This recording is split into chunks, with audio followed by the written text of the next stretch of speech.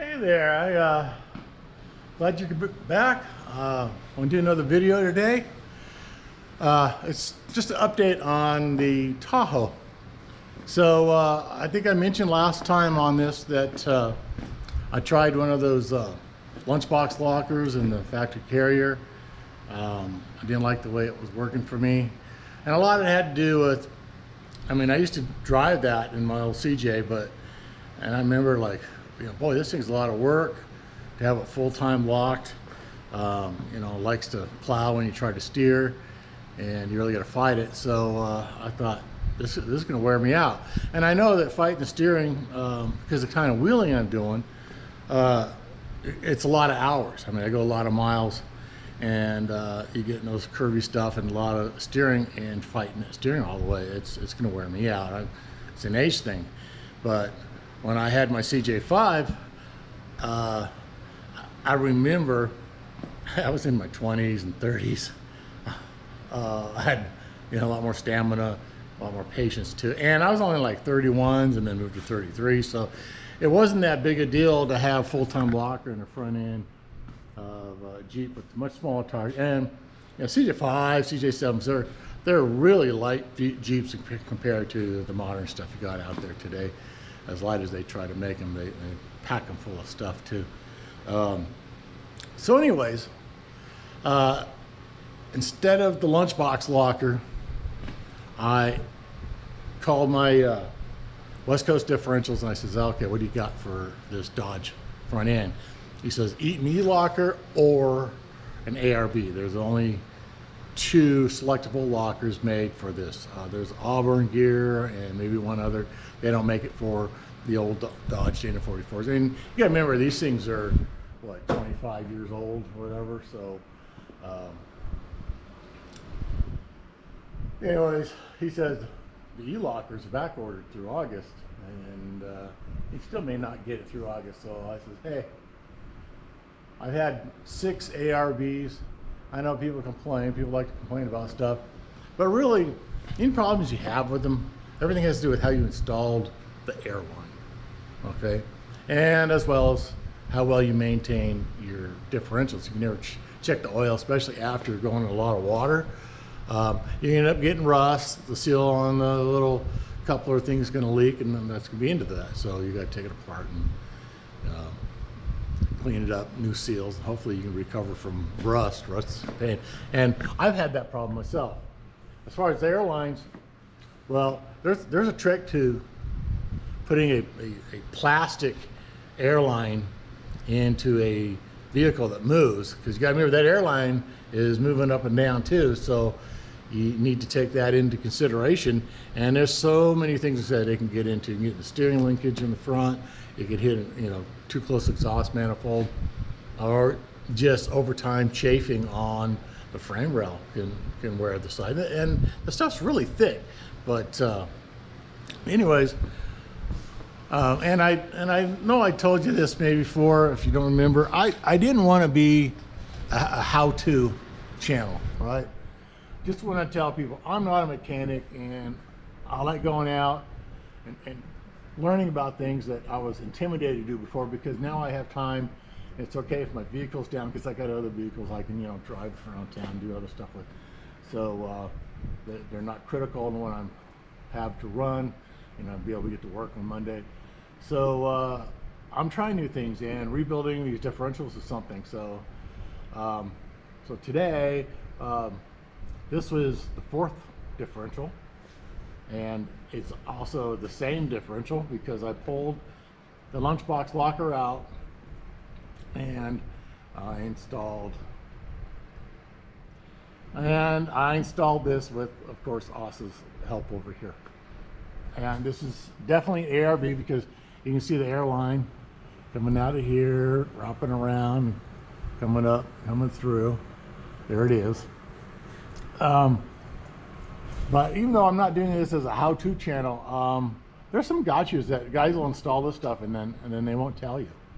And the problem I ran into with this is that it has a shim on this side and another shim here, actually in here, and this is the On this side, that's actually the collar where the airline comes in and out. And you have to use those shims. It's part of the install, and it's mandatory. And then they tell you where to add your thin, 10 thousandths or 5,000 shims, wherever you got to do it. And it's all in the manuals. It's really well documented. So when I was setting this up yesterday, really, since I'm only changing the carrier, I'm not changing gears, using the same gears. I was forced also to use, theirs comes with brand new bearings, so I use the bearings. So now your bearing and race has changed. And obviously your backlash is going to change, where this guy is relative to the pinion, left or right. And so first thing I did, I just took the shims I had to use and no other shims. I put it in there and I'm like, great, I got a lot of backlash, so I should be able to get this baby in there. And it fought me, and I kept trying to figure out why, when I get super close, that all of a sudden I have no backlash. I'd be out at, I have to be between 6 and 10 thousandths. I'll be at 12 or 13, and then I'll just add that, 5,000 shim, or if I'm too, around 3, I would take 5 thousandths out, and then I'd lose it. And part of that is that there's preload required on these two bearings. And what I was doing was, when I would put too much preload on this, and it would come from this side I was using as the fixed spot for the to adjust the backlash. I was using the shims here because this is a big shim stack and ARB tells you to do it from this side, because I would normally do it from that side on the regular differential or Detroit locker, that stuff. So I was loading this up and getting it in there with preload, and then what happened, the preload would be, it's only like a 10 thousandths shim, and the preload was so strong, all my backlash would go away, and I couldn't even rotate this thing.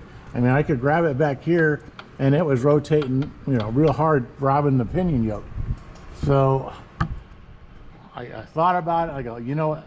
I got too much preload, and apparently there's such a thing as too much preload because it locks up these bearings, and then you can't move it. So I thought, well, what seemed to be working? So I took 10 thousandths out of this, popped it in there, and it still has preload because when I take these bearing caps out, the locker, it doesn't fall out. So it's definitely got something sandwiching in from both sides and holding it in there. So that was what was biting me in the butt. And so once I figured out how many shims total for the whole length, that was the key there. And that's the problem with installing just a carrier and a new carrier with a lot of demands and shims, is that you don't know exactly what the total number of shims are to get it in there. So that's what I was playing around. That's what I was fighting with yesterday. And it wasn't like I could just pull the shims off the old carrier. I mean, they're actually behind the bearings. You need a puller. It's quite a bit of work. And I can't use those shims there. I think they're the wrong size. But at any rate, that's what I fought on this guy. And anyways, it's pretty straightforward. Another thing they talk about, like older Dana 44s, is that they have tube drain holes cut down in here, and you can see there's you can't see them because the bolts are in the way on both sides, but right under there, you probably can't see it, but where the tube goes, and actually you can almost see where the tube goes behind there. That's where the drain hole is. It's all the way up back against where where the bearing caps press. So it actually comes out, yeah, right here, and it comes out right back in here. And ARB tells you that they want you to rotate this collar, the collar back here, and rotate it so that it's at that drain hole. And because at the drain hole, it has a pocket there, and it gives this tube a lot of space there. And then after that, I routed it up through here. I didn't have it all bent in here like that, and I checked it out. Locker definitely works. I have the compressor and stuff already installed, and I tested it out. And the way I tested it out, you can see I put the drive shaft in here, and you see I can spin it, and you can hear it. That's those spider gears doing their thing. But when I put in the locker, when you spin this, it's going to spin the whole carrier and everything. So, and if I hold the yoke, try to spin the yoke and hold this with resistance on the drive shaft, you can tell it's fighting each other. It's like it all wants to go together, just like a locker is supposed to work. So I'm at the point where I need to reassemble all this, except one other thing. This is the CAD driver. You can see the little fork right there. And I'm really not liking it, the cable and everything. So what I'm going to do is permanently lock. There's a shaft that goes from here to here, and another one that goes from outside to here. So there's a little collar here, right here that locks the two shafts together. So here to here, one in here. So the key is to see if I can get this thing somehow locked in a spot where it holds that collar in permanently. Take the cable off and plug this hole up, and that way this would be like a solid drive shaft all the way through. Now you say, well, why don't I just buy a CAD eliminator kit? $500. I can spend that on something else, and if it starts giving me problems, yeah, I'll spend the money on it. But if I can get it just to lock, that'd be great. There's a couple of companies that make those CAD actuators, and it looks just like that, except the only difference is the pin and where the keys goes, and it just holds that thing in the center. That's $70, and maybe I'll do that. But I thought, man, I might as well look at this, see if I can make it work, and then I'll save $70 doing it that way, and definitely save for now $500 by not getting, because you can get an axle that goes all the way through into here, but they're about $500. So that's something else I'm gonna have to play with. And now let's go up top, and I'll show you what I've done with the ARB air pump.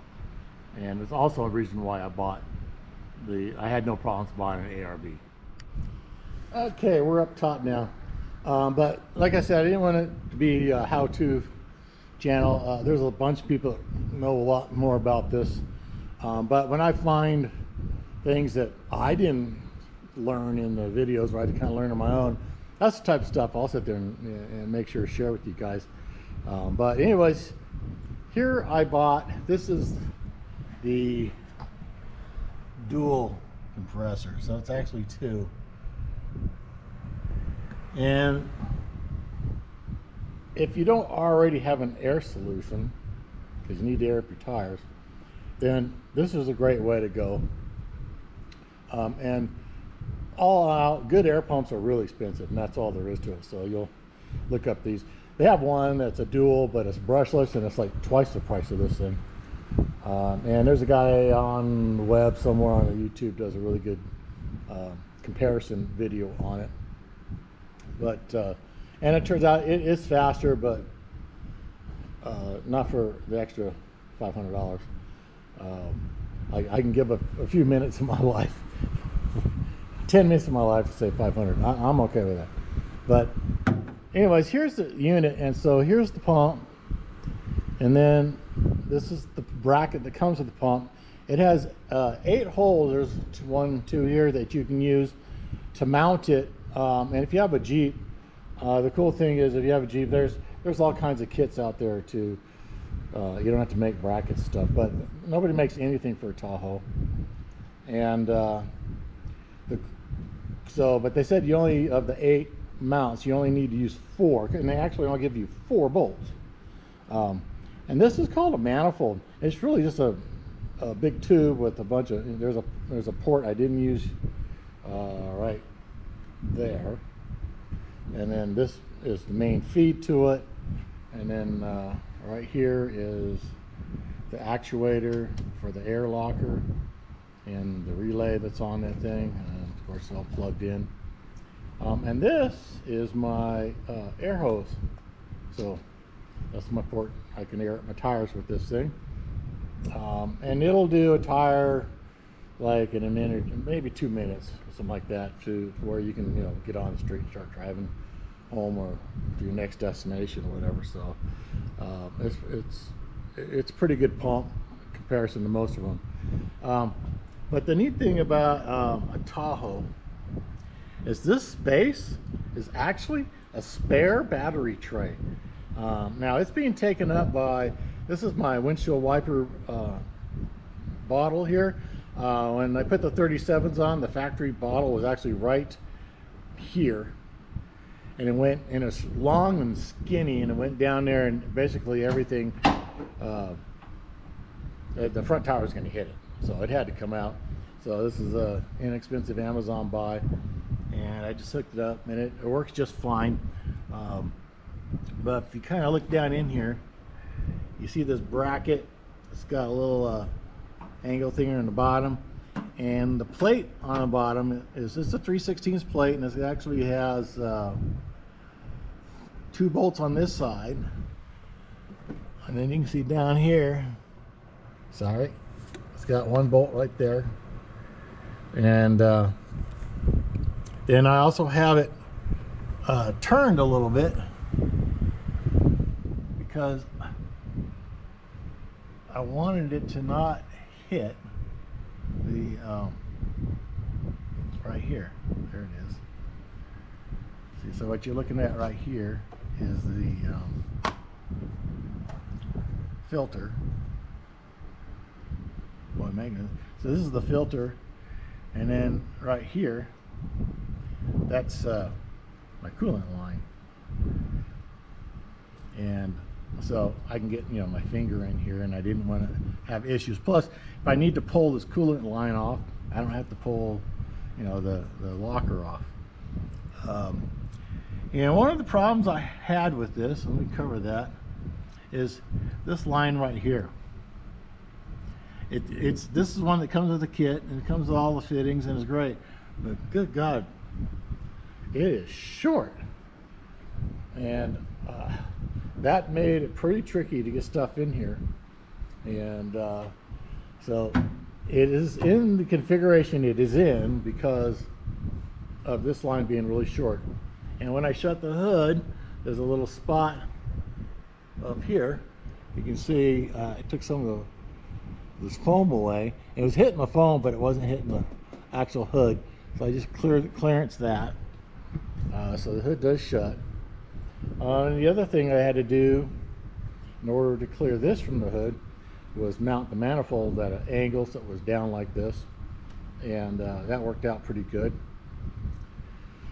So yeah, there's a lot of, this is actually about as much work to install as the differential. It actually has more parts to it as well. Now there's a cable right here, and it feeds up through here and under here, and then I had to take the whole power box out of this thing. And when I did that, there's a big old grommet down there that goes through the firewall, and you got to feed this little wire. Can't really see it, but it's tucked in. It's tucked in back here. And you got to feed that wire through the firewall in order to power up the switches.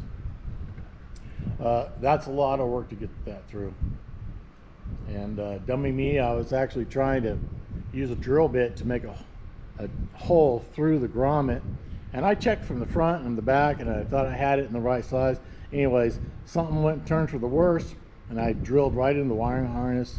I cut through 5 28 gauge wires, and so I spent a lot of time with my head, my hands down in this hole, soldering little pigtails on there with hardly any space to work, but I was able to figure them out. And then I had 2 wires that I had to do from in the cab. So I was in there unwinding tape from the wire loom over there, you know, of course in a very awkward body position, and that was a real pain. So then I learned how to get the grommet out, and I was like, oh well, this would have been work to get it out, but once you got it out, it's easy to run the wires through there. But here's one of the reasons why people complain about ARB. It has to do with these lines. And you can see this line here, it's a big loop. Big loop.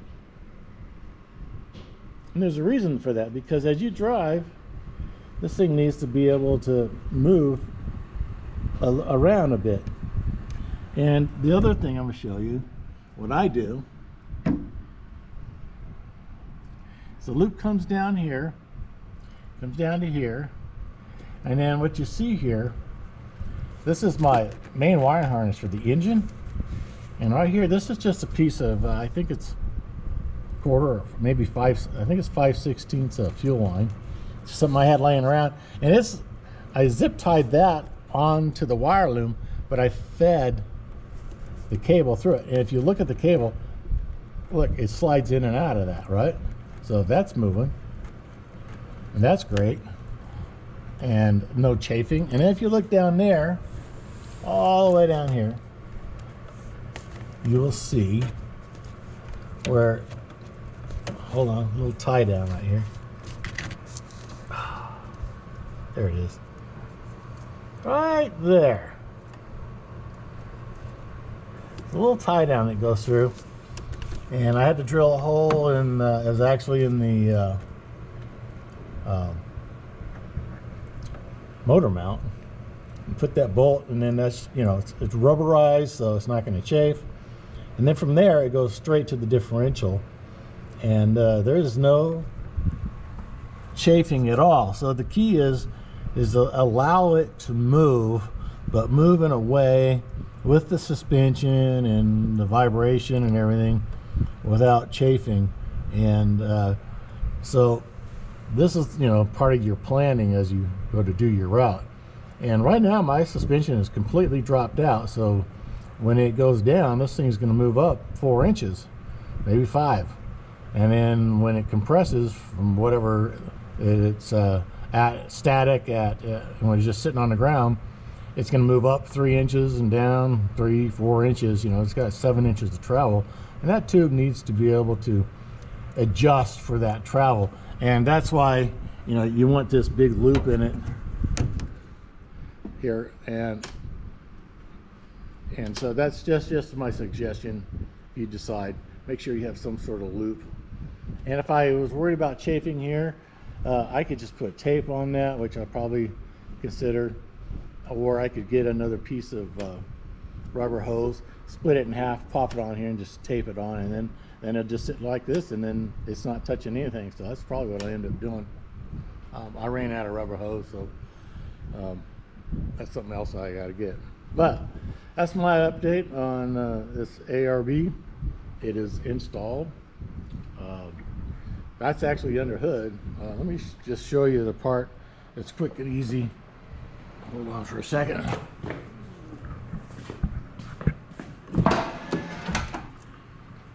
So this part, this took some work right here. And you say, well, it worked, just 2 switches. So this vehicle runs all on computers. Try and find a key switch power source, because it wanted a key switch power source for these.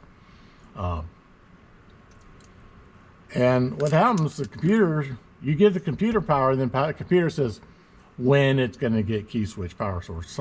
It's pretty bizarre. The other thing I ran into, I mean, I was pulling connectors and probing them, and I'd find 12 volts, and you go, so my first try, it was actually on the lighting system. So my locker only worked in the dark. I'm like a crud. So I off of the stereo system and ran that. So I actually have 2 wires from the stereo system, and they run back in here, and I pigtailed them off. So I have one for the lights, because you turn these on and off, these light up. There's actually little LEDs in here light it up. That was, so now if I need them, I can just pull this whole panel off. And remember, all this was taken off. Parking brake, taken, all that stuff was all taken off. I had to take my, that's my trailer brake controller. All that had to kind of drop out of the way, and this is all opened up. And the other thing is, oh yeah, you just put them there, you know, is that random? No, that's not random where they're at. When you take this off, there's actually a pocket in the structure behind here that goes about like this. I think there was room for a third one if I needed one, but I use a Detroit locker in the back, so no need for that. So I had to measure down and get the right spot, make sure there's enough room, because these things are, you know, a good inch and a half deep, plus the wires poking in from the back. So that's why it's here, because there's structure here and there's structure over here, and stuff's in the way. So taped it all out with painter's tape, drew a lot of lines, and then carefully cut out the holes and popped these bad boys in there, and they work really well. But there was a ton of time in here trying to figure out where a key switch source was. Like I said, sometimes you turn the key on, you know, now modern cars, you turn the key off. And when you turn the key off, there's still power, because they have these little, what they call courtesy lights, and you know, they run for about a minute and then they turn off. Those guys are real tricky. So, you know, old vehicles, we never had anything like that, so we didn't run into those problems. But with these, you know, these Tahoes are one of them, and I think most cars are that way. So I could have found a keyed switch source, right, and then turn the key off and go, darn, there's still 12 volts. But if the door was shut, there's probably still power, and then I open the door and the power would go off. That's one feature how this one works. It'll turn, the radio will play as long as you're sitting in the car. As soon as you open the door, turns the power off. So I think my air locker is going to do that too now, because it's on that source. And then some of them, you shut the door, lock it, and you walk away, and you still have power to stuff for a minute, 2 minutes, 3 minutes, whatever their timeout is. So just be aware of that. You go to install anything that needs a key switch power source, that they have all these weird timing things that still stay hot for a time after you actually turned the key off and then walked out. And so that bit me in the butt a few times for quite a while. So I lost some hours that I'll never get back in my life trying to figure that out. But anyways, this is my summary of installing an ARB Air Locker in general, how to run the Air Locker line safely, and if you got to mount it in a Tahoe, you're gonna have to make a mount. I mean, there's no other way around it. And so if you can't fabricate, you better find somebody that can. And those pumps they're heavy, so that's 3/16 still. It's not going to go anywhere at 3/16. But so just be wary. And then you know, there's the electricals. Running the wires is a lot more work than just hooking them up. There is a main power wire. It's super easy. You basically plug into the big connector, and then you just safely zip tie it all the way over to the battery, and you just hook it to the battery. You know, you got to use your own terminals for your battery, but it just goes straight to the battery for the pump. Really the wiring's not all that difficult, but because of the pump and then routing this hose and and plus the extra line inside of the ARB, it takes a lot of extra time to do compared to other differentials, but it's not unsurmountable. I'm feeling pretty good because I think I got it. I checked the pattern, it looks beautiful. So that's a nice thing about it. You're not setting up the pinion gear, so you can save a lot of time on that sucker. So I hope this helps and definitely encourages anyone that has been thinking about doing this, that you could do it. It's not that hard, but make sure when you're learning, you got some time to have your vehicle down, whichever one. I mean, because sometimes you might mess up and have to order parts. They don't come in for 3-4 days, including, and then 2 more days on the weekend, and then you might get it on Monday, but then the post office messes up, all that stuff. So make sure you don't need that vehicle.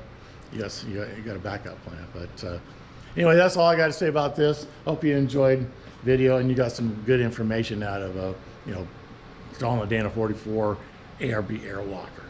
Anyways, I got more work to do to put this thing back together so I can actually drive it. And I'm out of here.